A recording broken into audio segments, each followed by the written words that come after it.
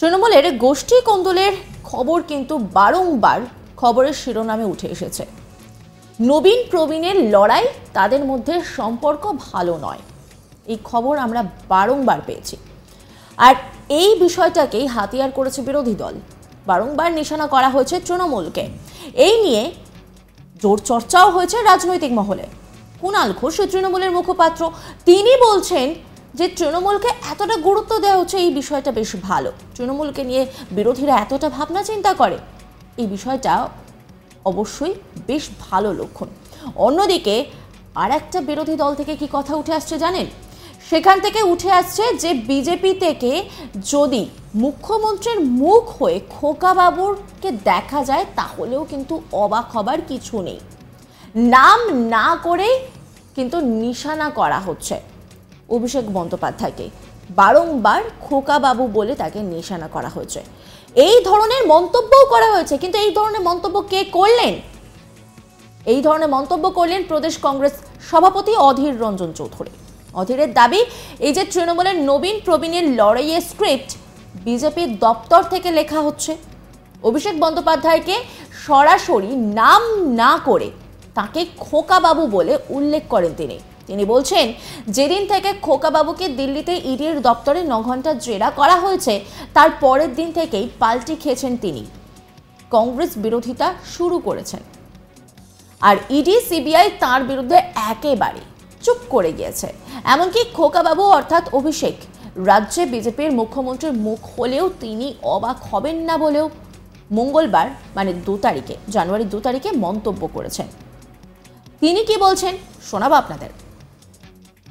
আমরা বলছি, নবীন প্রবীণের যে লড়াই, সে লড়াইয়ের স্ক্রিপ্ট তৈরি হচ্ছে বিজেপির দপ্তর থেকে।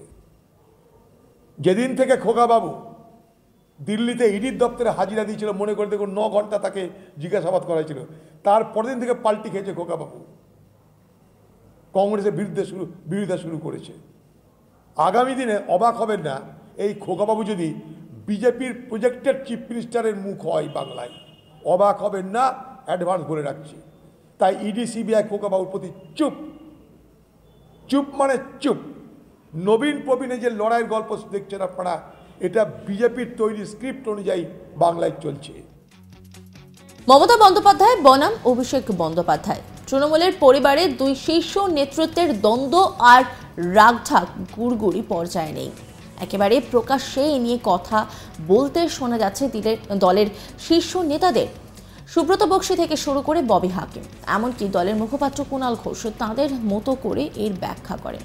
তবে কুণাল ঘোষ স্পষ্টই জানিয়ে দেন, অভিষেক বন্দ্যোপাধ্যায় তৃণমূলেই আছেন, তৃণমূলেই থাকবেন। মমতা বন্দ্যোপাধ্যায়কে তিনিও নেত্রী বলেন, এর বাইরে আর কোনো কথা থাকতে পারে না। অভিষেক পিছিয়ে যাবে না, এই বাক্য গঠনের পুনর্বিবেচনার প্রয়োজন। অভিষেক নেতা, তিনি কেন পিছিয়ে যাবেন? মমতা বন্দ্যোপাধ্যায়ের নেতৃত্বে অভিষেকের সেনাপতিত্বে এগিয়ে চলবে তৃণমূল কংগ্রেস।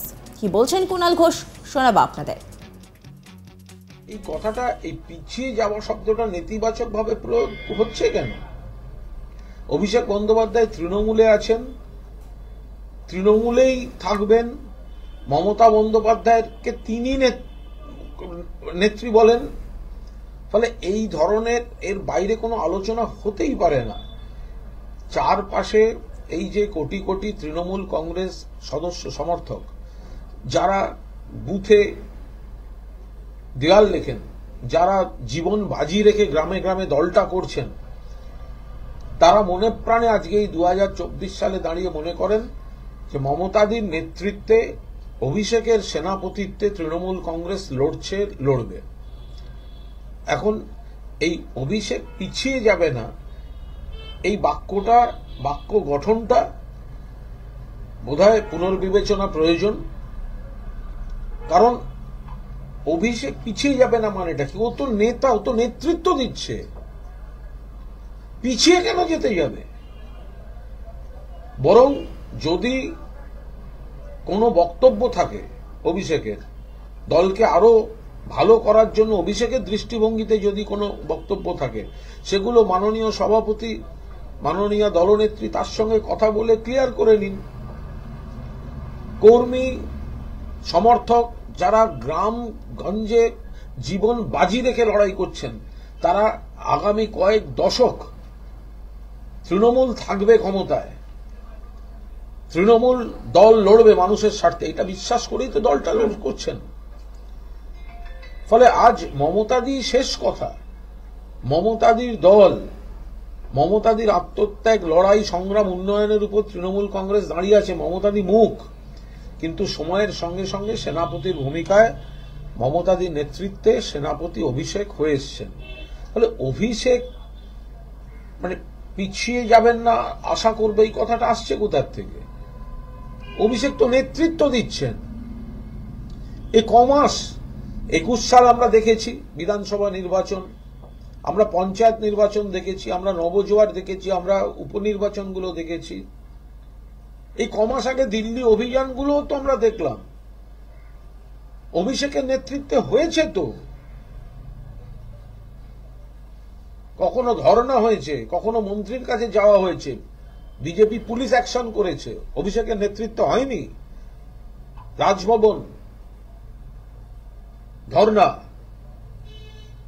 অভিষেক পিছিয়ে যাওয়ার কথা আসছে না, দল যাতে আরো এগোয় অভিষেক সেই কথা ভাবছেন। মমতা বন্দ্যোপাধ্যায়ের হাত আরো বেশি করে শক্তিশালী করার কথা ভাবছেন। আমার ধারণা আমি বা আমরা কেউ নই অভিষেকের হয়ে বলার, অভিষেক নিজেই যথাসময়ে এলে তার বক্তব্য জানিয়ে দেবে। কিন্তু অভিষেক পিছিয়ে যাবেন না, পিছনো শব্দটা প্রয়োগ অভিষেকের ক্ষেত্রে হতে পারে না। অভিষেক সেটা যিনি করেছেন, আমি বলবো যে বাক্য গঠনটা, আমি শ্রদ্ধা করি সুব্রত বক্সিকে, কিন্তু এই বাক্য গঠনটা। শুনলেন তো কুণাল ঘোষের কথা, কার কথার প্রেক্ষিতে এই মন্তব্য করলেন? দলের রাজ্য সভাপতি সুব্রত বক্সির প্রেক্ষিতে কি বলেছেন সুব্রত বক্সি, আসুন একবার শুনে নি। এই নির্বাচনে অভিষেক বন্দ্যোপাধ্যায় যদি লড়াই করে, নিশ্চিতভাবে আমার ধারণা তিনি লড়াইয়ের ময়দান থেকে পিছিয়ে যাবেন না। যদি লড়াই করে তাহলে মমতা বন্দ্যোপাধ্যায়কে সামনে রেখেই লড়াই করবে এবং জোড়া ফুলকে সামনে রেখেই লড়াই করবে, এ ব্যাপারে নিশ্চিত। তৃণমূল কংগ্রেসের প্রতিষ্ঠা দিবসে বক্তৃতা রাখতে গিয়ে ফিরহাদ হাকিম বলেন, যারা পার্টিতে নতুন এসেছেন অভিষেক বন্দ্যোপাধ্যায়ের নেতৃত্বে পার্টিতে এগিয়ে নিয়ে যাবেন, তাদের পার্টির ইতিহাস জানার দরকার। এর সঙ্গে তিনি অবশ্য মমতা বন্দ্যোপাধ্যায়ের নেতৃত্বে কিভাবে তৃণমূলের সূচনা এবং পথ চলা তাও বলেন। তবে অভিষেক বন্দ্যোপাধ্যায়ের নেতৃত্বে দলকে এগিয়ে নিয়ে যাওয়ার কথা বলায় শুরু হয় গুঞ্জন। তবে কি ফিরহাদ দলের মধ্যে অভিষেক গোষ্ঠীর লোক? কি বলছেন ফিরহাদ হাকিম, শোনাব আপনাদের। যারা পার্টিতে নতুন এসেছেন, প্রিয়দর্শিনী দবিলিনার মতন মানুষেরা, যারা আগামী দিনে আমাদের পার্টিটাকে এগিয়ে নিয়ে যাবেন অভিষেক ব্যানার্জির নেতৃত্বে, তাদের পার্টির ইতিহাস জানার দরকার। আমরা আগে সবাই ছোটবেলায় কংগ্রেস করতাম, আমি করতাম, মমতা ব্যানার্জি করতেন, আমরা সবাই, সুব্রত বক্সি, আমরা সবাই কংগ্রেস করতাম। সেই কংগ্রেসটাকে আমরা লড়াই করতাম সিপিএম এর স্বৈরাতন্ত্রের বিরুদ্ধে, অত্যাচারের বিরুদ্ধে, যার বিরুদ্ধে সেটা হচ্ছে কংগ্রেস করতে গিয়ে যখন কান্দুয়ায় হাতে ছাপ দিচ্ছে, তার হাতটা কেটে নিয়ে সেই স্বৈরাচারী করেছে। কংগ্রেস করার অপরাধে কেউ কই মাছ মুখে ঢুকিয়ে দিয়ে মুখটা চেপেছে, পুরো গলাটা কাটতে কাটতে কাটতে কাটতে কই চলে গেছে। কোথাও সাই বাড়িতে ছেলেকে মেরে দিয়ে, খুন করে তার রক্ত দিয়ে ভাত মাখিয়ে মাকে খাইয়ে দিয়েছে। কোথাও আমার বন্ধু ছিল বিমান রবিন হায়দার, তাদের গুলি করে দেওয়া হলো। 21শে জুলাই আমরা কংগ্রেস করতে গিয়ে দিলীপ দাসের মাথায় ভাঙা লেগেছে, টিয়ার গ্যাসের সেল লেগে মাথা ফেটে গেছিল। আমরা সবাই সেদিন, অনেকে মারা গেছেন, 13 জন, আমরা অনেকে মারা যেতে পারতাম। মমতা বন্দ্যোপাধ্যায়ের সাথে আন্দোলন করতে করতে কখনো কেশপুর, কখনো চমকাইতলা, কখনো বানতলা, কখনো ধানতলা, বিভিন্ন জায়গায়, কখনো ভিখারি পাসওয়ান, বিভিন্ন জায়গায় আন্দোলন করেছি। সেই আন্দোলনে মমতা বন্দ্যোপাধ্যায়ের জীবন সবসময় সংশয় ছিল। হ্যাঁ, ঠিক, মমতা বন্দ্যোপাধ্যায়কে এরকম ভাবে মারা হয়েছিল, সেদিন হত্যা করার জন্য লালু আল্লাহ মেরেছিল, স্কালটা পুরো ভেঙে গেছিল, আর এক সুতো যদি লাগতো তাহলে ব্রেনের যে মেমব্রেনটা ছিল সেটা ভেঙে যেত, মমতা বন্দ্যোপাধ্যায় আজকে থাকতেন না। বারবার করে মমতা বন্দ্যোপাধ্যায় 21শে জুলাইও তার উপরে হয়েছিল। আমার ভাগ্য ভালো ছিল যে সেইখান থেকে আমি বেঁচে গেছিলাম। কেন বেঁচে গেছিলাম জানি না, আমার ডান দিক বাঁ দিক দুদিকেই যে দুজন ছিল তারা পড়ে গেছিল। কিন্তু এই আন্দোলন একটা দীর্ঘ আন্দোলন হয়েছে। একদিনে আমরা সরকারে আসিনি, একদিনে আমরা মানুষের যে বিশ্বাস সেই বিশ্বাসটাকে অর্জন করিনি। তার জন্য আমাদের মমতা বন্দ্যোপাধ্যায়ের একটা দীর্ঘ সংগ্রামের ইতিহাস আছে। সেই ইতিহাসটা যে কোনো স্বাধীনতা সংগ্রামের ইতিহাসের সাথে সেই ইতিহাসটাকে পাশে রাখা যায়। সেই ইতিহাসে আমরা শহীদদের মালা দিয়ে আজকের দিনে সম্মান জানাই। কেন? তার কারণ এত শহীদ অন্য কোন দেশের কোন আন্দোলনে হয়নি যত শহীদ কংগ্রেস তারপরে তৃণমূল কংগ্রেসের লড়াইয়ে যত শহীদ হয়েছে। 50,000-এর উপরে মানুষ, 55,000 মতন মানুষ মারা গেছে, কোথাও পুলিশের গুলিতে, কোথাও সিপিএম এর হাটমাট গুলিতে।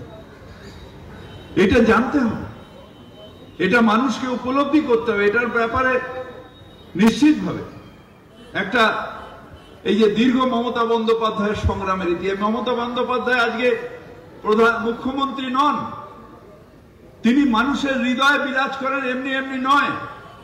তিনি তার মানুষের জন্য এই লড়াই, তার দীর্ঘ একটা রাজনৈতিক জীবনের লড়াই, সেই লড়াই স্টুডেন্ট পলিটিক্স থেকে শুরু করে আর আজকে পর্যন্ত সেই লড়াইটা রয়েছে।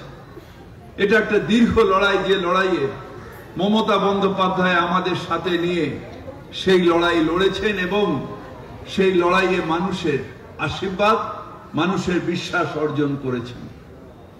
তাই আজকে সেই লড়াইকে সম্মান দিতে আমরা আমাদের দলের প্রতিষ্ঠা দিবস করব। অন্যান্য আপডেটের জন্য অবশ্যই নজর রাখুন আজ তাক বাংলার ইউটিউব স্ট্রিমিংয়ে এবং ইউটিউব চ্যানেলকে সাবস্ক্রাইব করুন, লাইক করুন, কমেন্ট করুন, শেয়ার করুন। পাশাপাশি হোয়াটসঅ্যাপে নজর রাখুন, কারণ সেখানেও রয়েছে আজ তাক বাংলা।